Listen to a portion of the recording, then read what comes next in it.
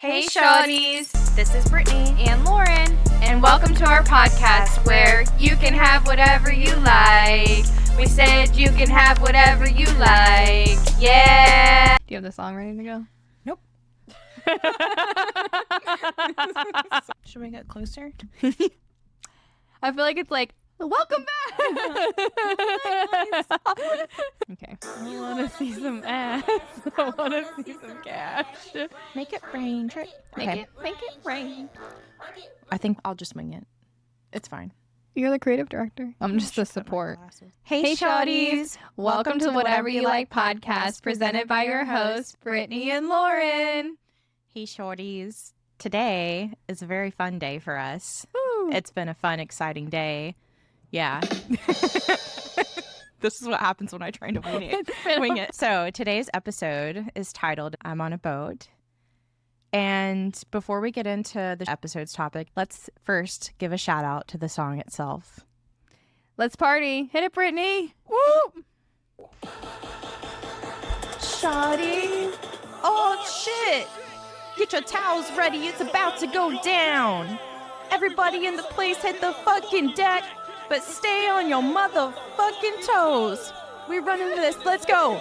I'm on a boat. I'm on a boat. Everybody look at me, cause I'm sailing on a boat. I'm on a boat.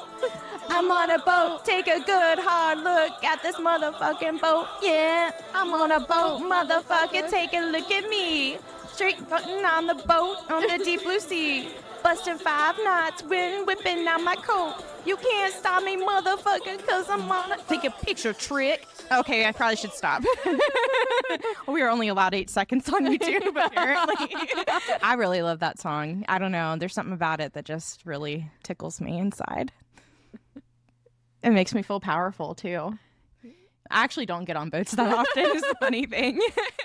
Yeah, I've never seen you on a boat. I have been on one, like several. Yeah, same. Anyways, wait, what do we do now? Lauren, what is your 200 words or less commentary on this song, if you have anything special to say? Oh, I didn't prepare any commentary. Just wing it. That's what I'm doing today. I can say about this song is Brittany likes to pick songs that I don't know very much. I mean, I've heard the I'm on a boat, like the chorus, but I haven't listened to the whole song before. So that was my first exposure to the whole song and the music video today that Brittany showed me. I feel like it's a popular song. It just wasn't a song that I listened to growing up. So I don't have much commentary Do they to have share. boats in Pittsburgh? Well, yeah. But you just didn't hear it. No, I just never heard this song. They didn't play it on the boats in Pittsburgh. That's not what we were playing on the boats in Pittsburgh. What year did this song come out? I didn't look it up, actually. I think it's 2009, though, if I can remember correctly. It was definitely in high school because Lonely Island, the group, they were really big in high school. Well, for some of us. But yeah, I don't know. I feel like everyone knows this song, but I'm sorry, Lauren. I mean... I love this whole album. So for my commentary, it was just a big part of my high school experience. But I also really enjoy comedy songs too. Growing up, before The Lonely Island came out, I was really into Weird Al as well, like the parody songs. And I mean, these aren't parodies, but they're just funny, kind of like modern, I guess, too. So I really enjoy The Lonely Island, and I recommend if anybody hasn't done a deep dive, Lauren, you should go in a deep dive of all the Lonely Island songs and music videos because they're a treat. So that's my commentary. And I can't not get on a boat now and sing this song. Did you have a favorite lyric? No context? Well, the only lyric that I know by heart is I'm on a boat. So I feel like that has to be my favorite lyric. That's a good one. I feel like mine is, oh shit, I'm forgetting it. I'm the king of the world on a boat like Leo. If you on the show, then you show not me-o. I love that That one's cute. I love all the lines, but that one's a good one. This was the first Lonely Island song I ever heard too. It was like this one, and I think Dick in a Box came after that, and then I was hooked. Which we still have to get you to listen to that after we're done recording. It's just essential. I guess it's on the list, things that Lauren needs to listen to. I will say it's interesting, though, as we were talking about downstairs. And I was like, oh, like, that's interesting that they have, like, T-Pain in the song. Because, I mean, T-Pain's a big artist. And Brittany was saying they have a lot of bigger artists in their songs. So, obviously, I listen to a lot of T-Pain. So, it's likely that at some point someone turned on T-Pain and the song came on just because he's in it, like a shuffle. Because I feel like you see, well, back in the day on like Vine or something, be like, I'm on a boat. And I feel like people parodied just that section of it. And so that's probably just how I heard the lyric. But I feel like I'm having the reverse problem in today's world. But in today's world, I'll just know songs from TikTok, but I don't know the full songs. So there's clips that I hear on TikTok and it's like, I know them, but then I don't always go and look for the full thing. I'm kind of surprised, though. I wonder, do you think your friend group knows about this song or knew about it back then? Or was it just like nobody in Pittsburgh was listening to this song? I can't speak for all of Pittsburgh. I just know Pittsburgh. But yeah, like Dick in a Box has Justin Timberlake in it. He's in a couple of their songs. Okay. And then they do a song with Rihanna.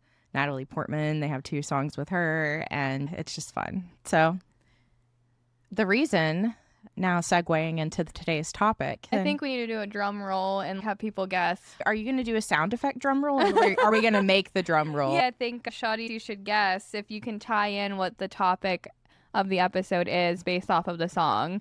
3, 2, 1, give your guess and text us or write in the comments and then text us. I don't think anyone has my number except for my dad. What is today's topic, Brittany? Today's topic is about Charleston, where we live. Charleston, South Carolina, the low country, the holy city, Chucktown, Chaz. Chaz. I think people call it that. Anyways, but it's just so funny because just some behind the scenes moments today. It was really hard for me to pick a title for this. We spent a lot of hours while Brittany tried to pick a song title to go with the Charleston episode. Because I didn't know if I should pick a song that was a Charleston artist, Hootie and the Blowfish, or if I should do a song about the sun and how hot it is, guys, or traffic. Guys, like, move, bitch, get out of the way. We went from sun to traffic to dogs. Oh yeah, who let the dogs out? Because there's so many dog owners here. It was a whirlwind for sure. I was fighting for The Great Escape or Ocean Avenue. Those are the 2 I was vibing with. But I'm not the creative director, so whatever Brittany says goes. Well, let me explain why I chose this title. Because a lot of the things that I was going to talk about today in terms of just the subject of Charleston, I just remember in my research on Reddit that there were a lot of people, just guys especially, complaining about how the women down here just want guys for their boats. So I just thought that was kind of funny.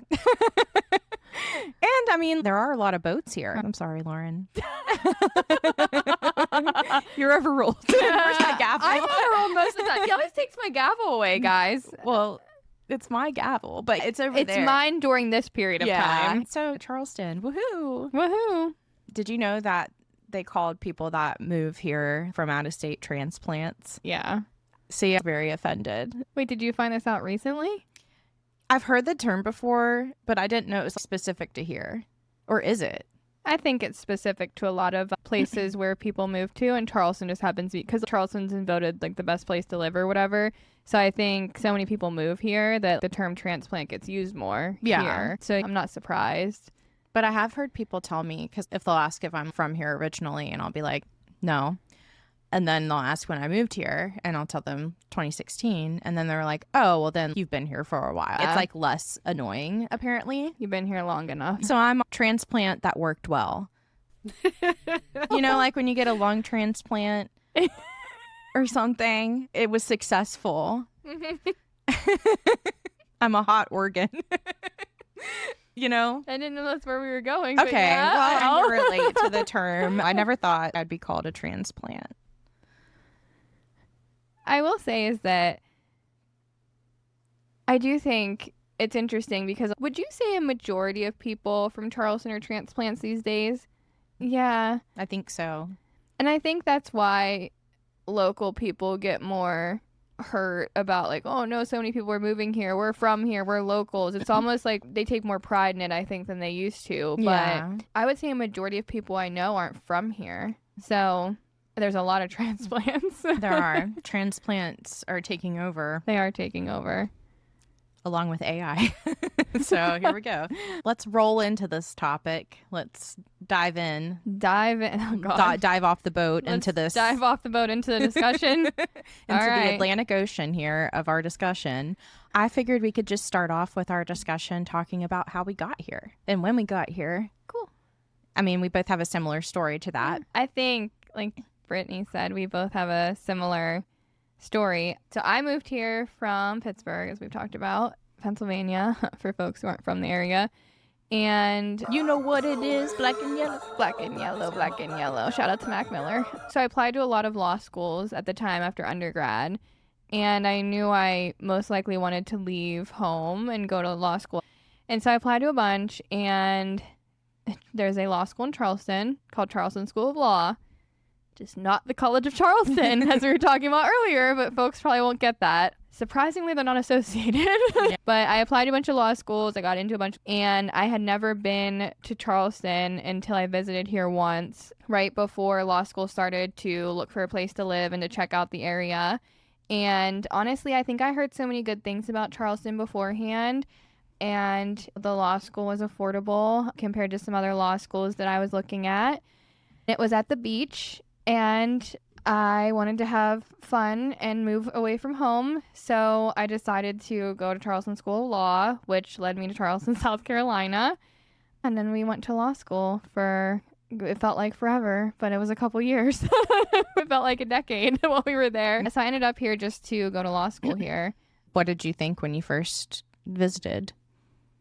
Well, I think a lot of people heard of Charleston or traveled to Charleston at one point. So I had no idea what to expect. Honestly, I just heard people say it was great to visit here. I heard coming into it, food's great. It's such a cute old town.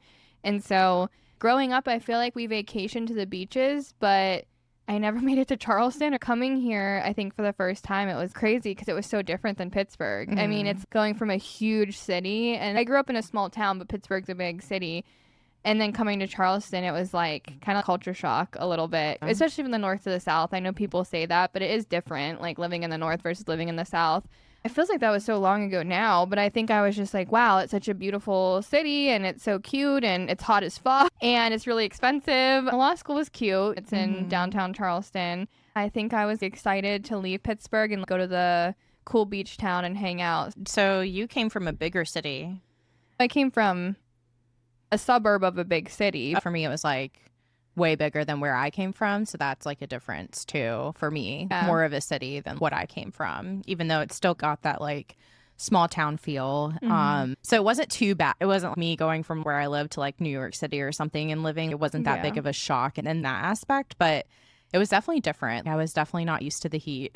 It took me a minute. I just stay inside when it's hot. Also, I went to tour a couple different law schools, but I basically chose Charleston just because I felt like when I got down here, I had visited a couple times when I was young because I have some family that's in the area. So I came down a couple times growing up, but it was much different back then, I feel like, even though I was younger, so I don't fully remember everything. But I do remember it feeling more beachy, like more relaxy, you know?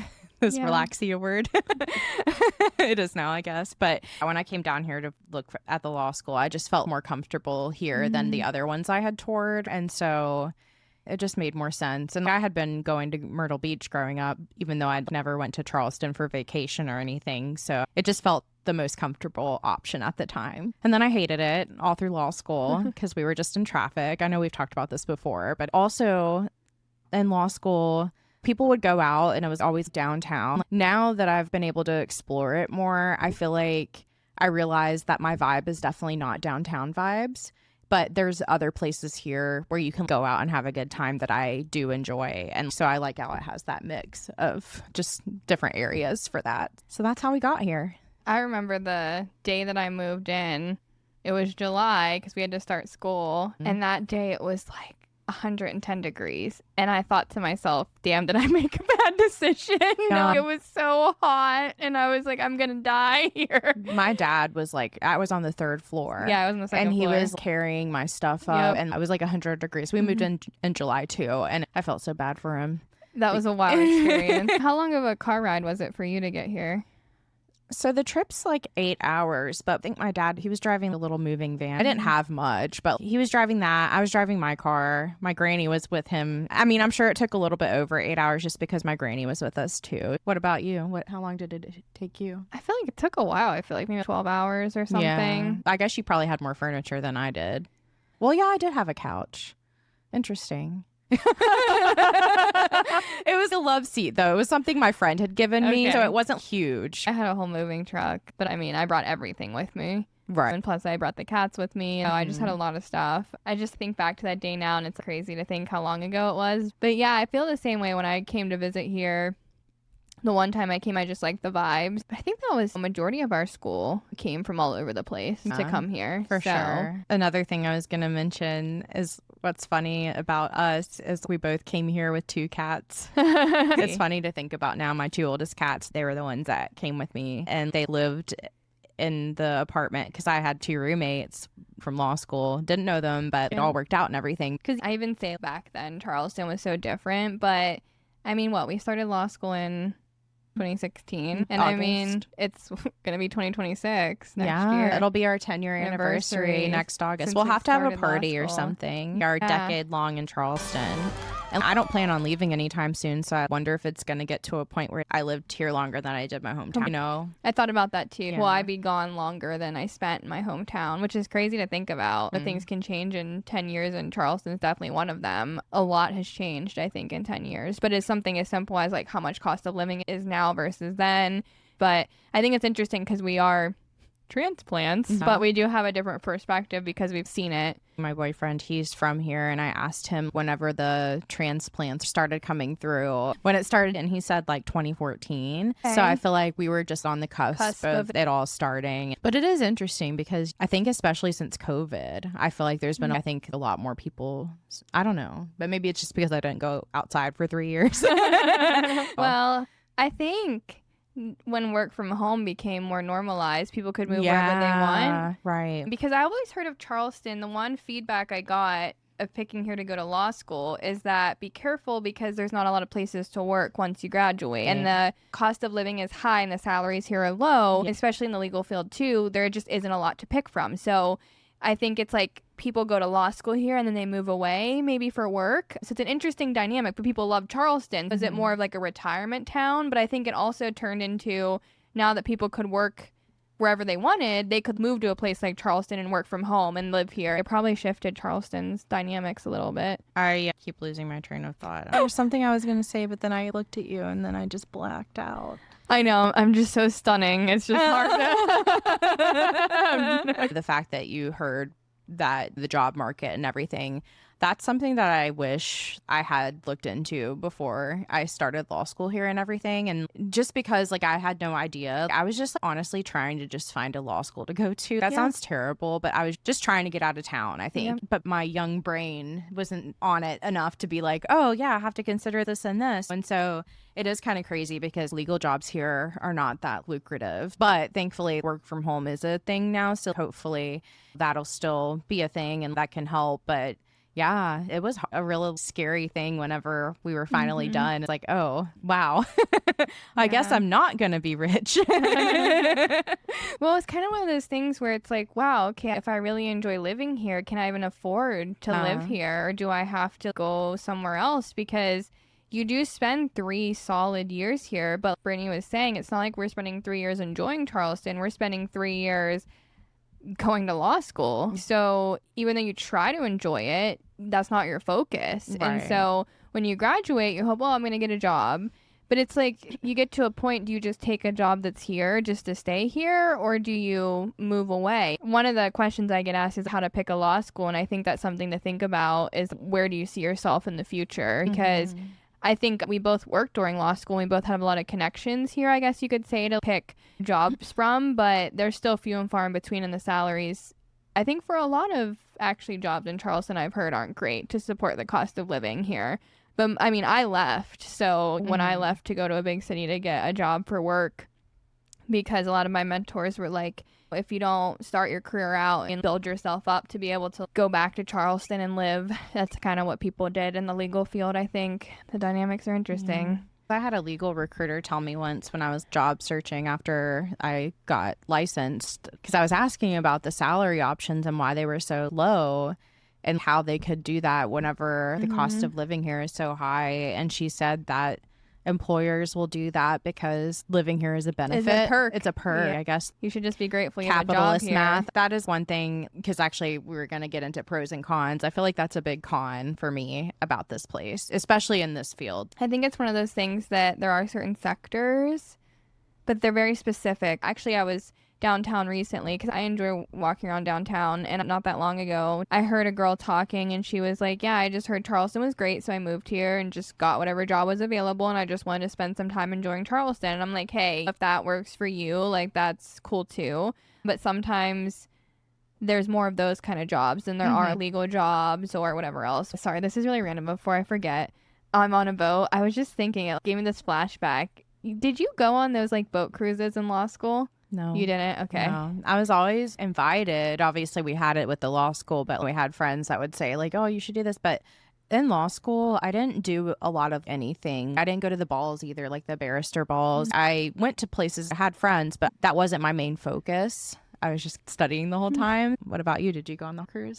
Yeah. Did you like it? Yeah, it was fun. I feel like law school's interesting. Someday when we do an episode on it, it's an interesting animal. I feel like people don't expect you to say there's cruises and balls and stuff. It's kind of like we joined the cult for 3 years. It's like you get really invested into 3 years of school and you do a lot of stuff. And I don't know if I'm allowed to say this, but do you also remember there's some secret society? I mean, I wasn't in it, but like I knew about it. It was just funny. There were multiple secret societies. Oh, okay. Yeah. Yeah. It was so weird for me to come here and just not know anyone and just be told these things. Law school was wild, but it was really odd because I also didn't know anyone coming here and just going to these things and I don't know, watching all these kids get all dressed up and go to a dance. It was like, wow, am I going backwards in time? Because I had never heard of anything like that. And whenever people would mention it, I remember my first year, I was just like, what is that? It's basically a prom like, for law students. I'll never forget. We go on this damn boat cruise and Brittany, that shit was...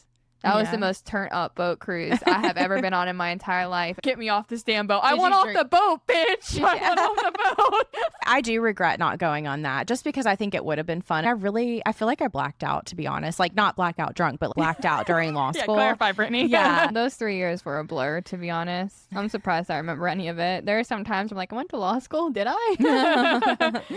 Just like we said, the lower salaries here is definitely a con. And well, first of all, I guess you're a double transplant. I am a double transplant, yeah. Do you tell people that you're a double transplant? Well, not in those words. But you tell them that you were here and then you left and then you came back. Yeah, because I do think it gives me a different perspective because I did leave and see other places. And so I can compare other cities or cost of living or vibes to Charleston. And that actually brings up a good point just because I was getting opinions from people on their pros and cons as well, besides our own, which we'll talk about. But one of my friends who has also lived in a lot of different places gave me a pros and cons list that I thought was really good. So I just wanted to go over those, like a top 5 for both, basically. Should I start with the pros or the cons? Let's do the pros. The pros. So this one shouldn't be a shock because everybody talks about this, but one of the pros she mentioned was food here.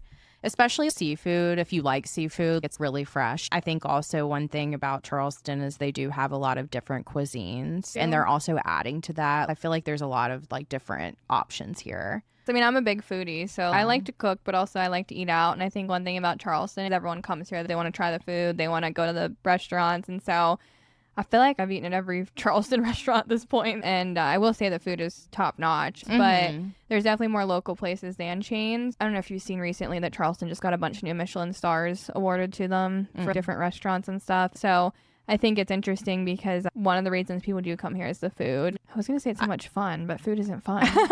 Well, it is to try different like restaurants and see them, especially if you are a big foodie. And I always like trying new things. I will say just a PSA, there are still bad restaurants here, guys. You have to still look it up, I think, because that's kind of what I expected when I moved down here because people would talk about the food and I was like, okay, so literally every place is going to taste good. What's a bad restaurant here?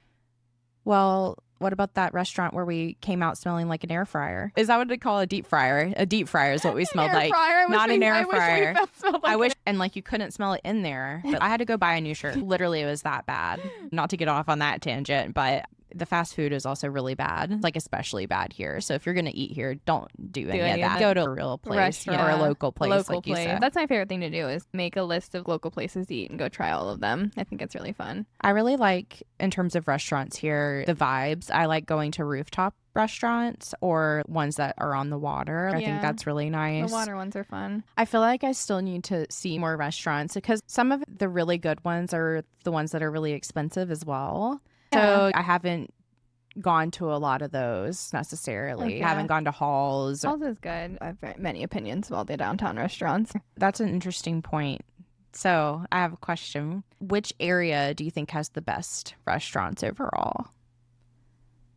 Depends what vibe you're going for, I think. Because you know what I mean? I feel like if people are coming into town, it's like people want to go downtown. And I do think downtown has a lot of great restaurants in East Bay and downtown. But if you're a local, I just think you're trying more restaurants outside of downtown because you're here. So I do think there's tons of great restaurants all over Charleston. So I feel like there's tons of really great hole-in-the-wall places in Charleston that people probably wouldn't try. I do like trying new places. I feel like I'm not a huge foodie, though, just because I'm more of a comfort eater rather than a quality eater. I just like chill vibes and atmospheres. I'm going to go into the second pro once you're done drinking that water. The second pro. I'm ready. Besides the food, guys. Now, this to me is controversial. The pro on this person's list was weather.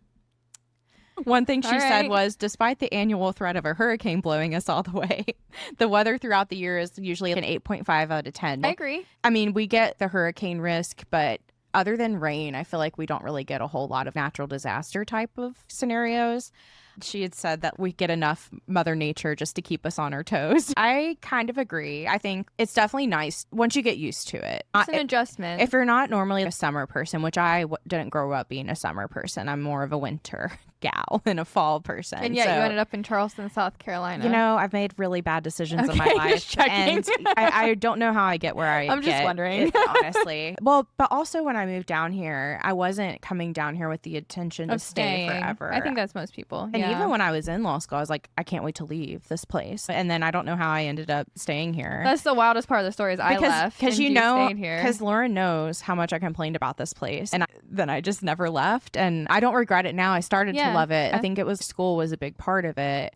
And also, I think I just needed more time to meet more people that were familiar with the area because I think I'm just a shy person and I didn't have the confidence to just go out and do things by myself.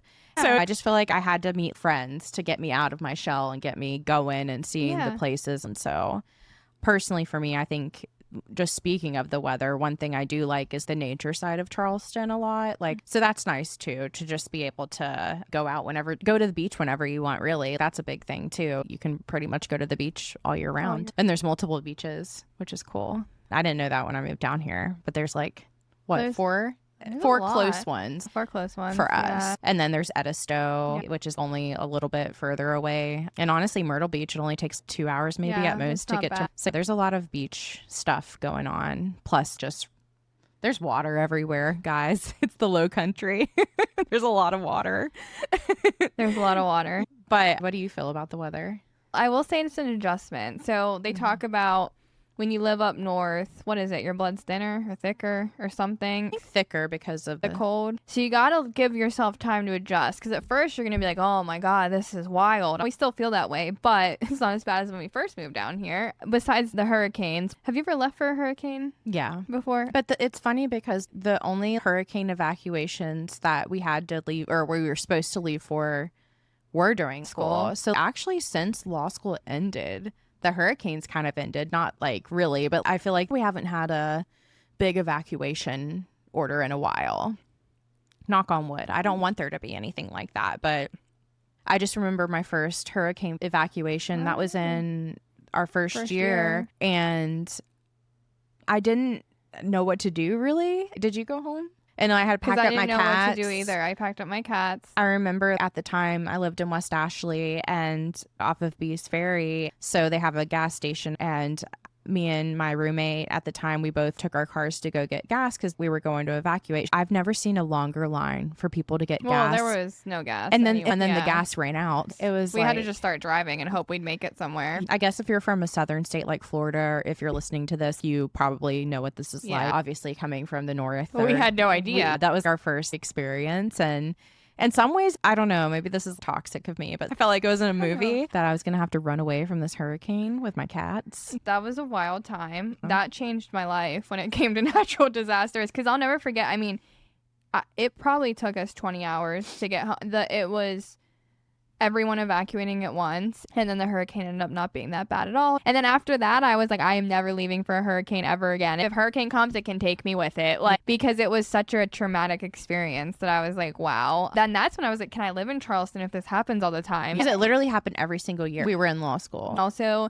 coming to Charleston from different places is buying a house. You have to think about flood zones because it is interesting and very different buying in the lowcountry versus buying in Charlotte or something, like another big city.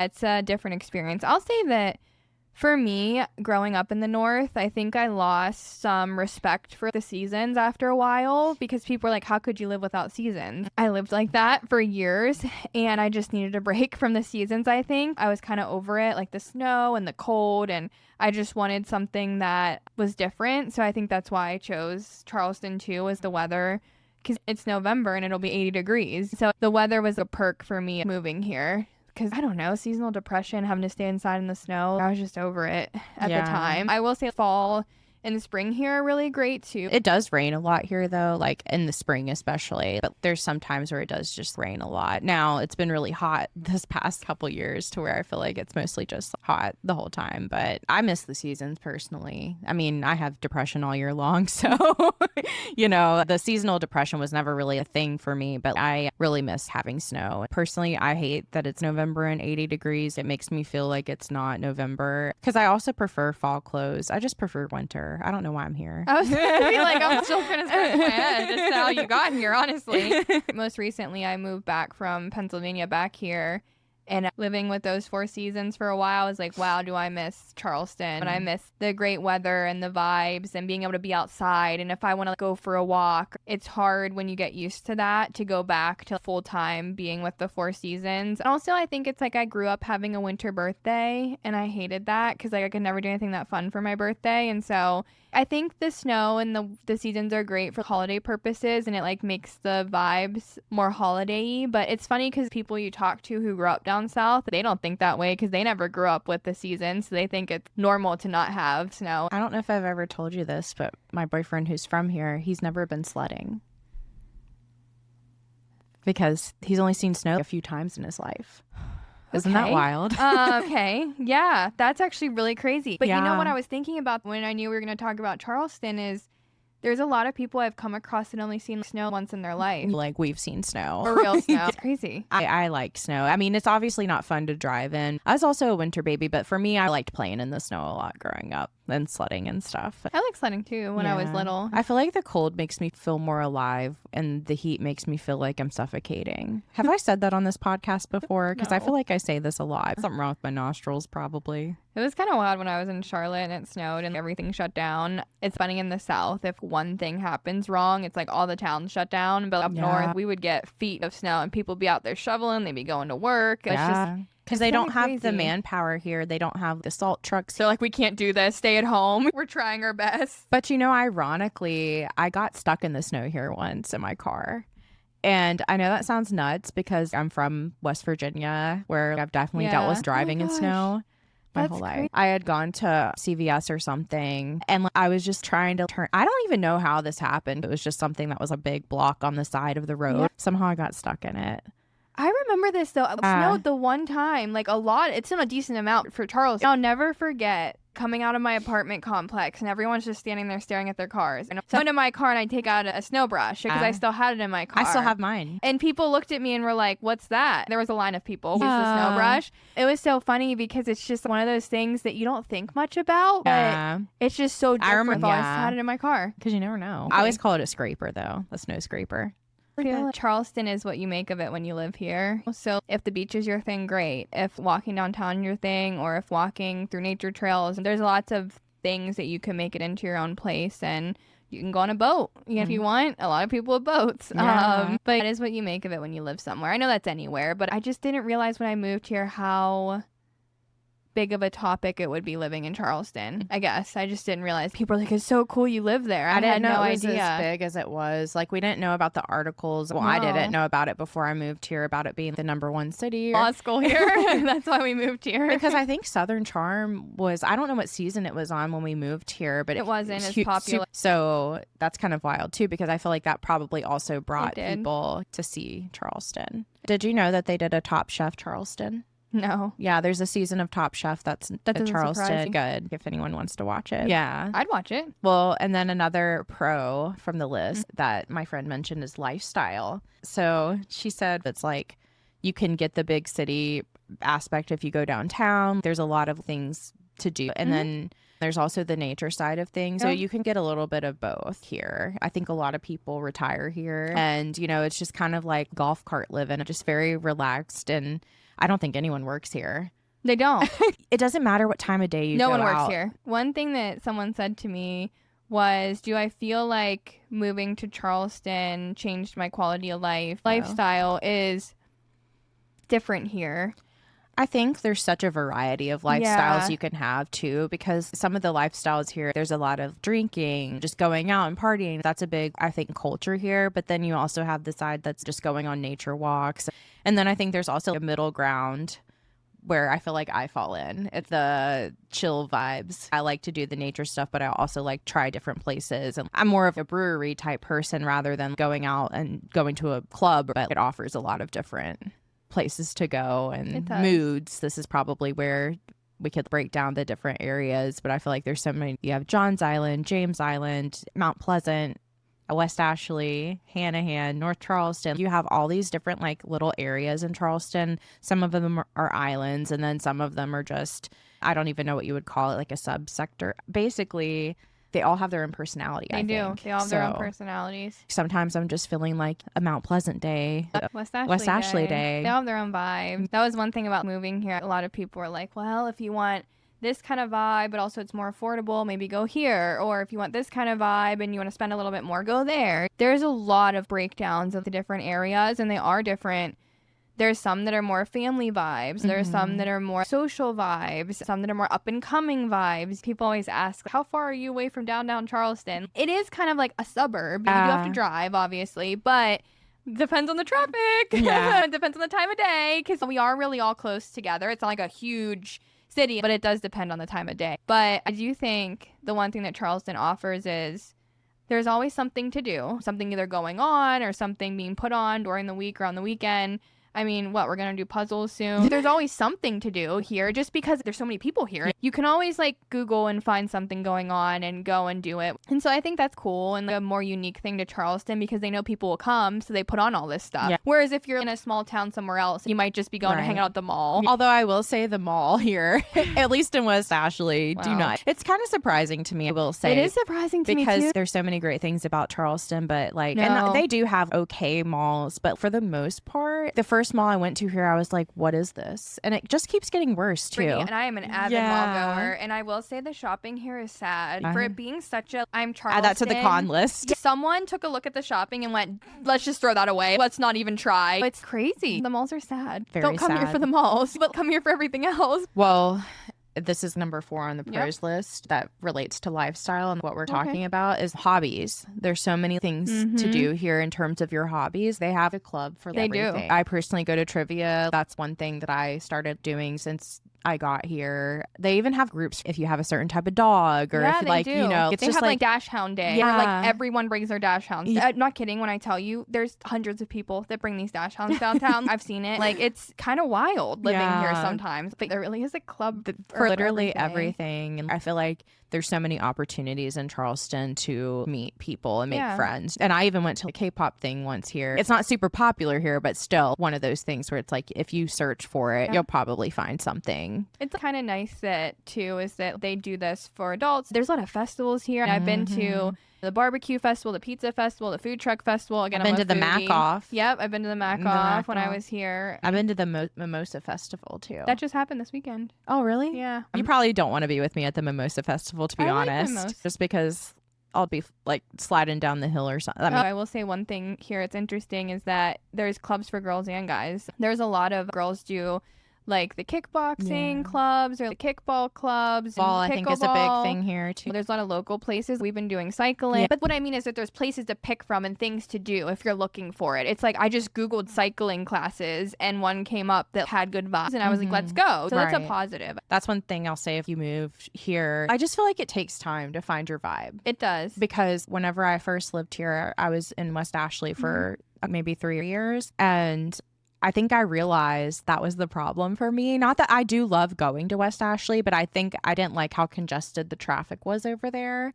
And I feel like it's congested everywhere, but I still like going because there's a lot to do in West Ashley and it's like more affordable than some places elsewhere. You really got to experience all of the vibes because dabbling in the real estate thing, I have a lot of people who are like, no, I have to only live in Mount Pleasant because it's ranked #1 everywhere under the sea, but it's really expensive to live over there. Even though I've lived here for almost a decade, there's still so much I need to explore. And then there's also new things popping up. There's new restaurants. So if you've just moved here, especially, and you're stressed and overwhelmed, it just takes time. It takes time. Yeah. And you can always, like Brittany saying, you can move around too and try one place, try a different place, but it is what you make of it. Honestly, it's easy to get around here by car. It's just the traffic is something we'll talk about later. If you're coming down here for school, then downtown's probably the main place to be. But I never lived downtown in law school personally. And I don't know if that's a pro or a con, like in hindsight, because obviously the traffic part sucked. But then again, Lauren and I got to have a lot of really long conversations. So we might have not had this podcast today if we weren't stuck in 2 hours of traffic. We got to know each other real well. I don't know if I would have gotten through law school actually without those drives. I just think back on it now, and if I had to sit in that traffic, because I still struggle with traffic. If it's moving, it's fine. But if it's literally just inching your way along, which it can be sometimes because there's like a lot of car wrecks here, guys. No one knows how to drive. I wonder every time. I'm like, how did that happen? Good memories, good times. Yeah. If you do go out and you're going to be in traffic, have a buddy. Have a buddy. Have a traffic buddy. Have a traffic buddy. Or listen to the podcast. Or listen to the podcast. I know a lot of people listen to this while they're driving, and I appreciate that because I do think it passes the time to hear two people just chit chat, kind of like you're chatting with your friends. It's like we're hanging out, guys. But I'll go to the last pro. I like this term. So my friend called it the land of optimistic misfits. And I think that's to do with the transplant. And I actually really appreciate this as a pro, but also as something to talk about in general, because one thing she said, she felt like Charleston's becoming a layover place, basically, where people are just kind of moving here and not really having a plan, but just coming here and trying to figure out their life, basically. And I feel like I've known people personally, but also strangers that I've talked to, and that is really the case. I can't even tell you how many times I've gone through a Starbucks and the people are like, yeah, I just moved here a week ago. And they're just working at Starbucks and they don't know what they're doing. And I'm like, okay. You know, I mean, it's like I could never do that just because I'm too type A, I think. Well, but we could never do that. That's why we came down for school. But it is kind of funny because I feel like I hear that more and more these days. I wish to be that level of unbothered, guys. If I could just be like, fuck it, man. You know, I just live in Charleston. I'm hanging out the Starbucks. Could you imagine? I wish. Yeah, but hey, if you can make it work financially, which that's what would scare me about it, is especially if you're going in the food and bev scene. I know you can make good money, but I know how expensive it is to live here too. Yeah, I agree with it a lot, actually. I feel like we're optimistic misfits. We are optimistic. Well, you're cool. Misfits. I'm the misfit, but we're both optic. Excuse me? Well, we try. You're the cool part of the podcast. I'm just here, guys. You're really more of the optimistic. I'm the misfit. There we go.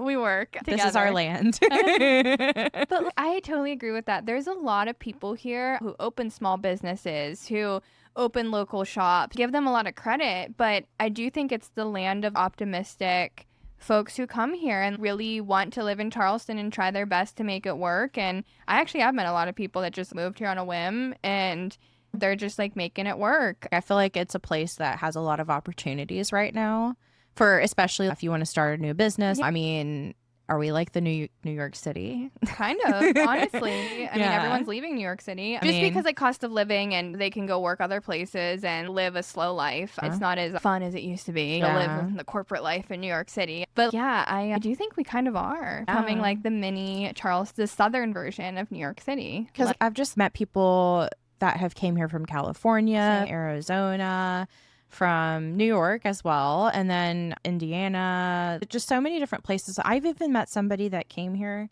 from North Dakota. Never met anyone from North Dakota in my life, guys. Charleston is a melting pot of all kinds of places. Have you met anyone from North Dakota? No. Exactly. Let us know if anyone else has met anyone from North Dakota. Or are you from North Dakota listening? Because let us know. But it's funny because I don't think anyone knows anything about North and South Dakota. I just feel like South Dakota has the Mount Rushmore? Yeah, Mount Rushmore. What does North Dakota have? Yeah, it's the other one. I just feel like out of all the states. Don't besmirch a whole state. I'm not. I'm just saying. I think you will always meet someone here that you never expected to meet, which is really cool. It's getting hot for the Charleston episode. I saw a TikTok that said, welcome to Charleston. You need your winter clothes by morning, your spring clothes by afternoon, and your summer clothes by 3 p.m. So make sure you dress accordingly. Oh, and then the mosquitoes. Found another mug bite today. I have 4 bug bites. It's crazy. They were supposed to go to hell already. Like we were outside for 30 minutes and we have 4 bug bites in November. So that's a con. All right, back to the episode. The segue into the cons of Charleston. Like I said, the weather is kind of controversial for me because for me, the weather can be a con as well. I get it though. I do think that makes a lot of sense. We can put the weather on the pros list and we can put it on the cons list too. Especially when it gets humid here. Like the humidity here when it happens, so gross. Guys, one thing I do enjoy is running. You can't breathe here when it's that humid. Anyways, moving on to the other cons. One of them is flooding. And then some other things we talked about was the job market just not being always the best, which is another con. Another con that they mentioned was how old it is here. So I also think this is kind of controversial in the sense that a lot of people love the historic charm. They love the historic part, but I think what she was referring to is when you go downtown, sometimes you'll see these really nice houses and then you'll see these houses that are boarded up and just in really bad shape because they have that rule about not taking down older houses or something like that. Do you know what I'm talking about? Well, I know you know what I'm talking about, but I don't really see that. So honestly, that doesn't really bother me. I do like the historical aspect of the city, but at the same time, that also comes with the bad parts of history as well. But one of the locals was just talking about the gentrification of Charleston as a really big con for them. I think they're worried that it's going to become just a cookie cutter type of place rather than just it's natural. I think that's a normal worry though, because it is being built up a lot. And some people worry is it being built up too much. I think worrying about the charm and the history that the city brings, I think is a concern. I will say one thing I've noticed about Charleston is that they are good about preserving things to the best they can. So I do think there is a lot of preservation that goes on here, which is good. You can't say that about a lot of like small historic cities because money talks, unfortunately, guys, and gentrification does happen and these cities do become mini giant cities and sometimes that gets away and people don't love that. I like the historic charm. I like learning about history. I don't ask Tony if it bothered him about a lot of people moving here.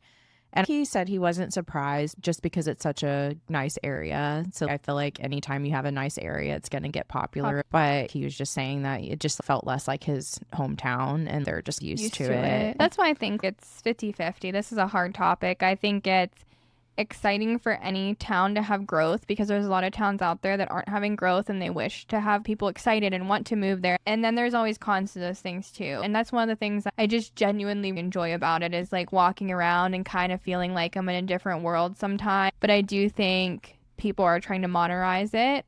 And I think we have to find that middle ground. I just hope that spark for Charleston itself never goes away because it is really cool to see it and live it every day. I think it's hard when you live here to appreciate it sometimes, but I can get why tourists come here. It's an interesting topic. I could get really nerdy on this stuff, but I like following the development of Charleston. Guys, just go on Reddit if you want to hear more as well. There's so many articles online about this if you are more interested on how people feel about it. People have opinions. Which actually brings us to our little segment. We have so many things to talk about with it, is the dating life in Charleston. Do you remember how when we first moved here, there's a lot more women here than men in terms of the dating scene especially? There's a lot of different perspectives on the internet for this. Somebody actually just posted, when I was looking this up earlier, and posted a Reddit post. It was only 17 hours ago, and he was asking about the dating scene in Charleston. And it already had 65 comments on it. And it was less than 24 hours. So people are really on top of this. He was asking how hard is it to meet women that you actually click with, and the apps versus real life meeting, or feeling like there's enough solid options. And then ladies, he was asking, do you feel like there's enough quality guys around, or is it mostly tourists, Peter Pans, or dudes who vanish after one rooftop date? And then also he was asking, or move to a whole different country, you know? Right.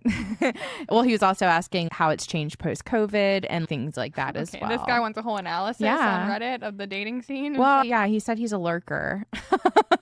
So we should arrest him. What's he doing? I don't know what he's doing. So he's just wanting to talk, guys. That's all. He's just another thing. He said all perspectives are welcome, the good, the bad, and the I gave up and got a dog story. Or a cat. But no, that's a thing. I was reading about some people's tactics down here just to get a dog.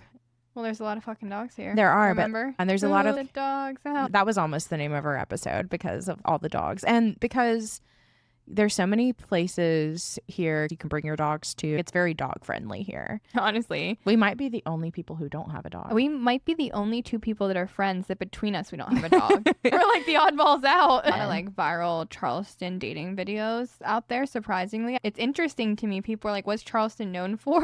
And for some reason, it's becoming known for like the viral dating here. I guess because maybe there's a lot more people who are looking to date these days, or a lot more people our age that are here, but. Maybe it's because also we have all the states here now. So it's just crazy. All these different matchups that would normally happen. Like you can meet someone from North Dakota and date them. But then you got to go back there for holidays. So think about that more. I do think it's an interesting perspective because one of the top takes I'll say that I saw on TikTok was Charleston's one of the worst places to date if you're a woman. A lot of women were saying that. Go anywhere else to date but here. Well, it's funny you say that because I highlighted 2 of the answers to this post. I'm going to read the man's answer. A man answered this first. And so we'll get a man's perspective and then the woman's perspective. I'm just going to read it word for word because it's funny. We love men. A man-loving podcast. A man answered this question about dating in Charleston.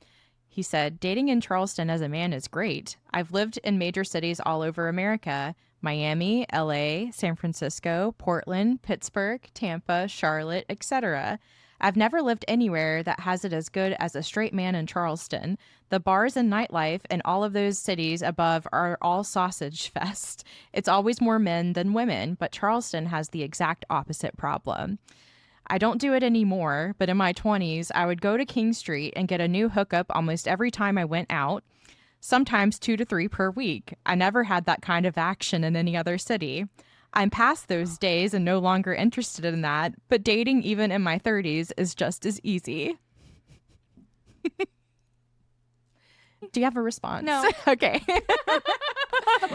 So that's what it's like from a man's perspective. Oh, poor man. Okay. Boo-hoo. Okay, keep going. So I'm going to read this woman's post. She said, I'm a woman in my late 30s. I've been back home in Charleston for about 2 years now, and the dating scene is depressing AF. Apps. There's a lot of Peter Pans looking for hookups. And that guy above. Yep. That all look the same and enjoy the same activities. If you're someone who isn't into sports or outdoor activities, there aren't many candidates to choose from.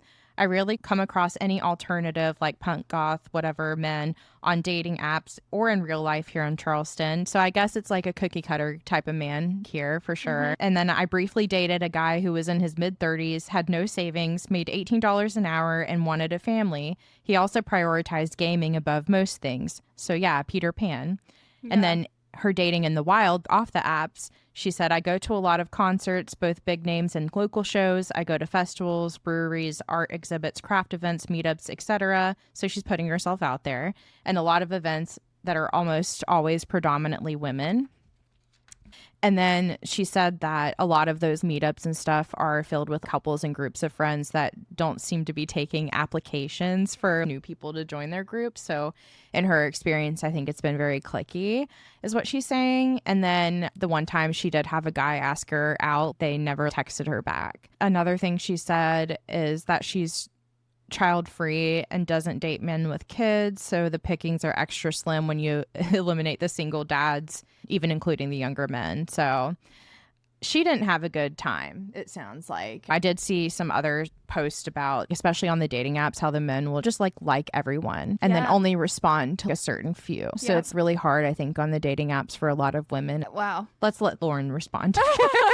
Well, it's interesting you say that, because the number one thing you hear on TikTok, if you're on Charleston TikTok, which sometimes I end up on, you get a lot of clicks from Charleston people. All of these girls, they all say that Peter Pan thing. I had no idea how much of a thing it was here, but these women, because they're intelligent and smart, they have these studies that go on with each other. They compare notes and stuff about the dating scene, and it's so interesting to me that it's a majority of men, specifically in Charleston with the Peter Pan syndrome, that gets to a point, is it the water here? Is it the weather here? Or what's going on with the dating world? Also, maybe this is surprising for some people because there's a lot of old money in Charleston. But honestly, when I think about the women in Charleston, a lot of them are very self-sufficient and very business-oriented, money makers. I feel like there's a lot of really independent women in Charleston, so that kind of makes it much worse whenever you've got the Peter Pan thing going on. That's such an ick, guys. And also, apparently, men don't really want a woman like that. They don't want somebody who's doing more than they are. Especially here, because of the Peter Pan syndrome, I think if you do get a woman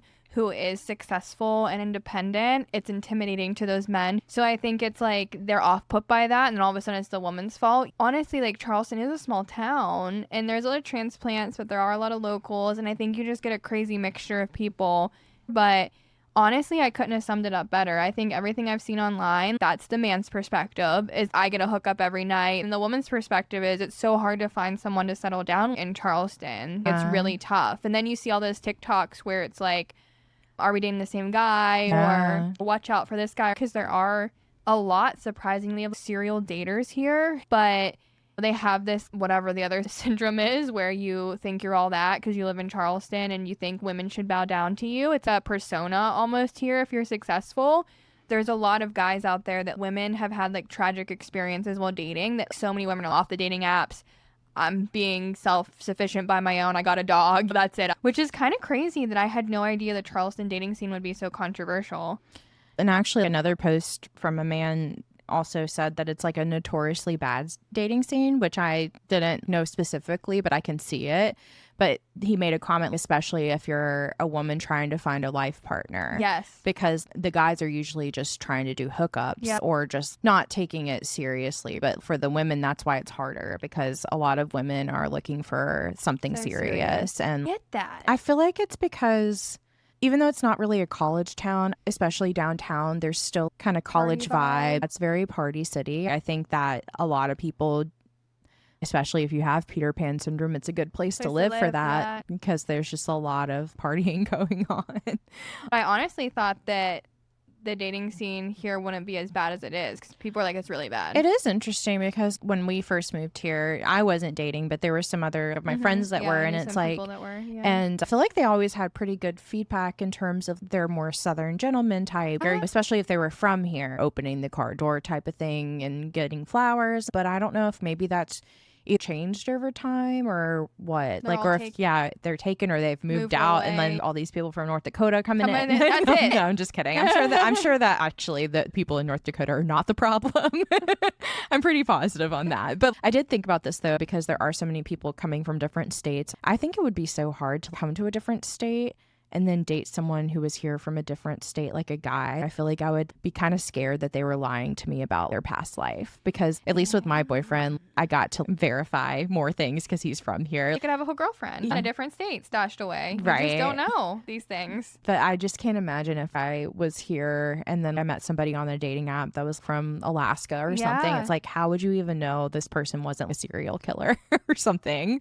Dude, seriously though. I mean, I think that's another thing that women struggle with is it's hard to date already, and it's even harder to date in Charleston because you don't know what you're going to get. You don't know who to trust. Unfortunately, I do feel like, I'm just going to be honest, I think men are giving it a bad rap, the dating scene here. I get it. I'm sure in a lot of cities there are men like this, but when you start to hear it's a majority of men, it's like no wonder why women don't want to date here. But it's interesting because a lot of the men are also complaining about the dating scene, it seems like, on this post. Now, I don't know what the reasoning is because I feel like they don't go into it too much, but I feel I like... don't trust their judgment. But there was this one guy who said that he was surprised he was considered a red flag because he doesn't drink. Oh. Which I think is interesting. But it is a big part of the culture, I feel like. So I don't know who told him that was a red flag. Maybe as a guy, it would be more of a red flag in the sense that maybe people assume that if you don't drink, that means that you had a problem in the past or something. That's the only thing I can think of as to why it would be a red flag. There's really no reason why that should be a red flag, in my opinion. You know, it's probably for the best. But the same guy, though, did say that he'd rather go back to Afghanistan than date Charleston. No, there's this girl on TikTok, okay, and she talks about documenting she had such a bad time here that she flies to different cities to date now. She went to Charlotte, then she went to New York, and she had all these guys take her on such great dates and treat her so well. I will say also, whenever I was doing research on this, I guess if you call Reddit research, but I do. It was funny because a lot of the older generation that were responding to this were like, well, you all just need to get off your phones. I knew you were going to say that. Yeah, which is kind of like, okay, but I think in some aspects, it's not really so much about the phones, but I think in Charleston specifically, it's more of just the superficial. It is. I feel like that's part of the problem. Agreed. You It's know? crazy that you say that because I'm sitting here thinking about what did happen to all like the Southern gentlemen and the people who took you out on dates. I feel like they're few and far in between now. It's just different here now. It's grown so much and changed so much. Well, I will say that to me, though, that can also be in a way superficial. Just because you can have those manners doesn't mean you're always still a great partner. I don't know. Maybe I just don't have like great experience. I'm just a hopeless romantic, guys. Yeah. Well, I'm not fooled, guys. The only conclusion to the topic is one joke I saw on TikTok was like, so moral of the story is go meet someone else and bring them to Charleston. I mean, dating is hard already. So I think it takes a solid backbone to get through that. And I think as women, sometimes we just don't have time for the bullshit. So it's easy to just be like, I'm done with it. I mean, you've had good luck with it. So I think there's plenty of pro stories too to the dating scene in Charleston. I don't want to scare anyone away and say it's all cons. I think there are pro stories. I say that when I'm like, the last episode we did talk about that guy taking her to the strip club. So I guess there's definitely cons to it. But I think there are good people out there and there are people who want to make it work. Well, I think it's also important for these men that are just dating just for hookups, just as a reminder that we are people. Yeah. We're not just meant for that. I feel like what we need is just new men transplant. Let's get new men transplants. Let's kick all those men out. Someone did say online too, eventually people are going to get tired of that, like, culture. I think we're reaching a point where women are tired of it. And so, I don't know, I just feel like eventually the culture is going to shift. And I hope all those men go back to North Dakota. I don't think they're from North Dakota. they're from somewhere we don't want to know where it is. Like someone write me a message and be like, actually, North Dakota is horrible. And I'm going to laugh. Well, yeah. What if it's like Denver? Like you don't know about the dating scene until you see it on a TV show. 100% what Yeah, it is. yeah. It's like Denver. It's secret until you know what goes on there. So just going into our next segment, our friendship check-in. Do you have any recent stories, Charleston related stories? It's not really a Charleston story, but no, I don't have any. Well, maybe one thing you could talk about specifically related to you is how Lauren's the only redhead here. Just literally, I went to Publix. This lady's touching my hair, asking about it. I'm walking out of Publix. This lady like grabs me on the shirt, and I'm like, and I was like really caught off guard. And she was like, I just wanted to tell you, your hair's so beautiful. And I'm like, thank you. This is like a new experience for you in Charleston specifically, because when we were in law school, your hair was blonde, but since you've been back. And I feel like a majority, not to be like that person, but a majority of girls' hair here is blonde. Yeah, so it's like normal to Yeah. be blonde here, but like not normal to have red hair. Which is crazy that it's such a showstopper. I mean, I know it's red, but it's really like funny because it's almost like Lauren's walking around like an alien being. yeah, or something. that's how it feels though sometimes. But I Yeah. will say it's a joke. I'm like, I'm like one of two redheads, I guess, in Charleston. But it's like kind of Funny too, a hot take, every hairdresser here does blonde hair. So guys, I do my own hair, which I'm totally fine with, but there are some times where I would like to maybe go a little bit different, a little more edgy. I want to try something out. I can't tell you the amount of hairdressers here that I've talked to that are like, listen, as much as I'd love to take your money and I'd love to do your hair, I'm not confident that I could do redheads. Crazy too, because isn't blonde a lot more upkeep for It's most a lot people? more upkeep, yeah. So I guess maybe it's also like a symbol of status here. Because True. I was red before I moved back here, and it never crossed my mind that it would become such a thing. I mean, everyone's so nice here. All the women are very sweet. a lot more strangers will talk to me here compared to where I'm from. If you want me to continue on with the hair thing, I can talk about a controversial topic that's going on right now, but online. This also relates because I've seen some Charleston hairstylists and content creators posting about it because like I'm really into this topic. It's a nerdy thing. There's a famous hairstylist on TikTok and Instagram, and I see all of her stuff. People have pros and cons to say about her. I will say I see her stuff because she does redheads, which I like some of her formulas, but she does blondes too. But she's a well-renowned content creator hairstylist. They're somewhere out west, I think. But it started this huge controversy because a girl got on TikTok and she talked about how she was a normal girl. She wasn't a content creator. She had an appointment at this girl's salon and she got hair extensions and hair dye, and she gave a picture of an example of what she was looking for, and she wanted to be blonder. Wanted long blonde hair. It's pretty common. And she made this video like exposing this hairstylist content creator, and it went so viral. I've never seen anything like this because usually you see this lady's page and she does a lot of content creators, and people, from what I've seen, really love her. Well, then it came out that none of these content creators that she does, obviously they exchange, you post about me, I'll give you free hair services. So they always say positive things about her. And so, I mean, she paid over $4,000 to get her hair done. And when I tell you, she said that she had no idea that it was going to be that amount. And it got to the point where this lady, for her services, okay, she came over and touched her hair, and then she had all of her assistants go and do everything. So there was like 4 or 5 people touching her hair, doing highlights, putting extensions in. But this girl who runs the salon, for her to come and consult with you and touch your hair, it's $2,500. She didn't even do her hair. Just to touch it? Yeah. She didn't even do what is she, God? Like, what? Well, that's where the big exposure came out, that she was like, I came here to come to this hair salon specifically, and I came here for her to do my hair, and she didn't even do my hair, but she still charged me her service fee. And then at the end of the service, she's throwing all of these products into a bag, and she's like, here, take this with you. And so she's thinking, okay, this service is like $4,000. This is like complimentary for me to take home. No. She charged her for everything. And so she's charging her for these full price bottles of products are hundreds of dollars. And she was saying that there were 4 or 5 people working on her hair, that when you do hair, it's an art. So it all came out different colors. It came out different tones. It wasn't even. And she just talked about how sometimes these content creators, they put all this out there, and then when an average person goes to try to get this service done, they don't talk about the other side of it. So she did just like an exposure video. I think the total came to almost $4,500 for this service. Now I've seen about so many reaction videos from this, but the interesting part is that there were Charleston creators. So now the whole, here's hair I've done for under $4,500, and here's what you can get if you come to my salon. So it's people kind of clapping back. Yeah. But there was a lot of Charleston creators who they were showing pictures of things that they've done and trying to be like, it's not all of us in the hair industry that are bad. Yeah. But then I've also seen, there's another content creator I follow. He's a really great hairstylist, and he talked about if people want to pay that, then I guess she can charge that. And also, what do you expect if you're going to a TikTok content creator's place? I don't know. I think you should be upfront if it's going to be, I mean, especially the $2,500 to touch your hair. Can you imagine? No. I was going to ask, how was the result?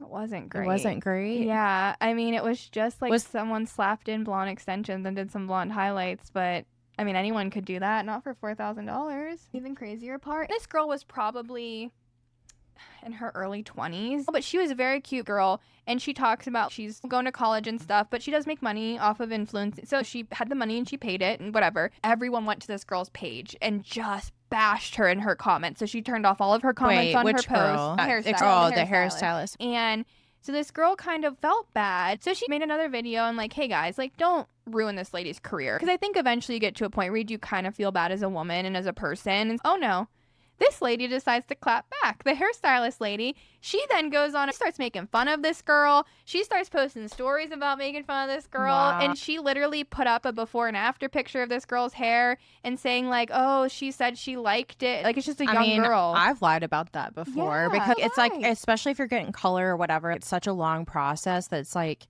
as long as you don't really hate it, sometimes you're just kind of like, you know, I mean, that's just my experience. Yeah. But I also have never spent that much money I know, on a hair. I know. Now, if I did spend that much money and I didn't like it, yeah, there would be a problem. But she's also in a weird situation with the content creator aspect of it. That's what the girl said. Instead of her just saying like, hey, I'm sorry that it didn't work out and you didn't like your result, let me fix it or let me help. Instead of that, her reaction was to then start making TikToks about this girl. Wow, that's one approach. Yeah. But it just made me think of the Secret Lives of Mormon Wives too, how much money those people pay for their hair. I'm sure it's a hot commodity. But even Jessie came out and said, yeah, I don't charge $4,000. Yeah, So it was kind of crazy. But yeah, it took over the entire internet. I will say one shock here is the cost of things. Even nails, hair, like just a lot of things. Like the cost is higher. Also, guys, be careful with what you see online. That's all I gotta say. You never know like what you're seeing. It's hard out there. But the beauty standards and industry in Charleston's a crazy place too. And I think it's like that in a lot of these places, especially with TikTok and being chronically online, that the beauty standards for women has changed so much. So it's crazy. You just think sometimes you have to pay $4,000 to feel better and get something done. But I just want to say everyone's beautiful. This is a PSA, and I don't care how controversial this is. When you come here, can you just do me a favor and not ride the carriage horses? Yeah. Long story short is we did pro bono work on the carriage horses in law school, and it's not great, guys. That's my PSA for Charleston. I just had to say that on the Charleston episode because it's just something I'm really passionate about. Animal stuff.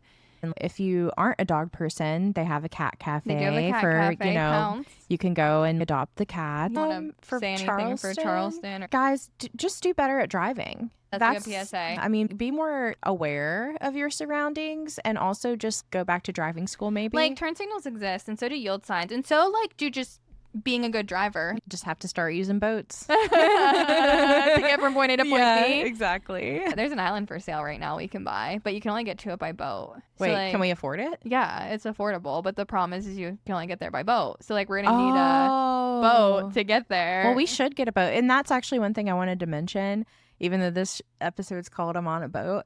Oh, that's another thing with the dating scene is the men complain about women only wanting men for the boats. But I kind of get it. I want to, for our group of friends, I think we should all pitch in on a boat. Get a boat. And have one because honestly, I've never been on a boat in Charleston.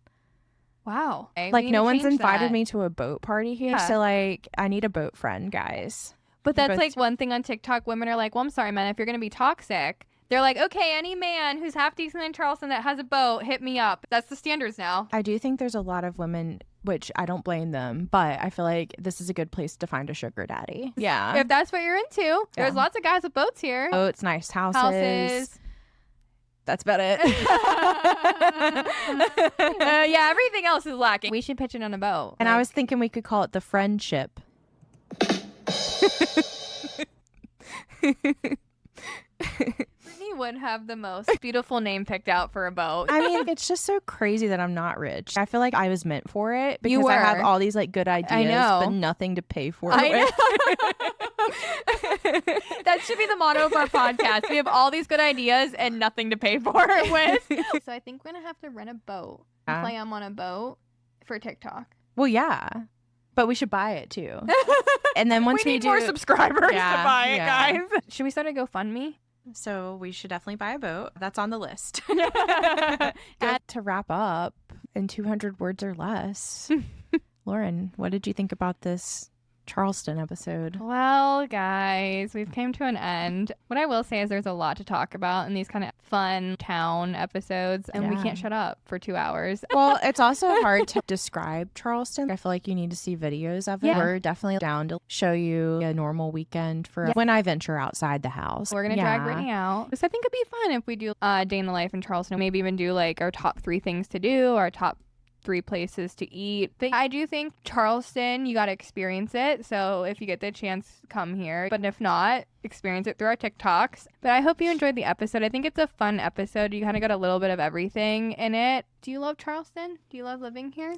I do, and it just reminded me though of a question I meant to ask you, Yeah. how important it is to love where you live. Really important. But people talk about romanticizing your life. Yeah. I think you can do that no matter where you live. If you're out there and searching for something and something gives you an opportunity to take it and go somewhere you love or try something new. I mean, we would have never met if we wouldn't have moved to Charleston and tried something new. So the opportunity's out there, take it. I know change is scary, but you never know. You might love where you go. You never know who you're going to meet. You can meet your best friend. And what I will say is I came back to Charleston because it's important to surround yourself, love where you live, but find people that you love and surround yourself with good people, good times, good vibes. And I think that's all you can ask for in life. But I do love it here too. And I also think Charleston sets a good example in terms of like groups and stuff, is that even if you don't live here in other places, start a group. Don't be afraid to start a group, because I'm sure there are other people that are interested in like, you know, poodles. Because I do think like we're lucky that we live here, but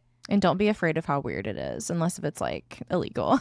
I think this episode was fun. Do you It's think it was fun. fun? Yeah. I like talking about Charleston and our perspectives. This is where we met. I know. Yeah. It'd be like a friend-iversary thing because we're coming up on Yeah. 10 years. Yeah. A friend Everyone's, party. well, that's when we'll buy our friendship Yes, everyone's invited. We're gonna have Yeah. a friend-anniversary party. on their boat. That's Huh. what I'm saying. We'll buy Okay. the boat That's on our next 10-year. You guys got to get to We work. gotta really get to work, guys. Yeah. I'm gonna do the GoFundMe tonight. And if the GoFundMe, just in case you're all looking for it, it's gonna be titled "I'm on a boat." And yes, and that's the song we're going to play. Do you have 200 words or less, or did you already cover? I think I covered Okay. it. I think I said more than 200, I but it's know. fine. Who's Less really than 200 counting? words Is these anyone days, guys. counting? Someone out there is, but it's okay. Okay. We're not gonna please them. Let us know how we're doing. Call 843. Text me 724. We appreciate On this everyone. podcast. We appreciate Brittany and we appreciate you guys. Thanks, guys. We're thankful for you. We're thankful for you all. We're thankful for each other. We're Oh. thankful for Charleston for bringing us together. We're Yeah. thankful for the Whatever You Like podcast. We're excited for the future. We are. We have lots of fun ideas planned. Stay tuned. Check out our list. All right, guys. Well, hope you enjoyed this episode. Bye, shorties. Bye. Peace. Peace. Now we gotta go buy that boat. I know. I'm gonna start looking online for boats. I feel like we should make a contract. On a boat, bitch. I'm on a boat and wait, who's gonna drive the boat? We need a captain. Who's gonna get that? I think we're gonna have We're to gonna have to. do something about that. Thank you for listening to the Whatever You Like podcast, available on Spotify and Apple platforms. Please follow our socials on TikTok, Instagram, and YouTube for additional content. Your support means the world to us, and it'll also keep us from creating an OnlyFans page. We also would love to talk about whatever you like, so please visit our website to submit topic ideas, suggestions, or stories you want us to discuss. Thanks, shawties. You the hottest. Peace.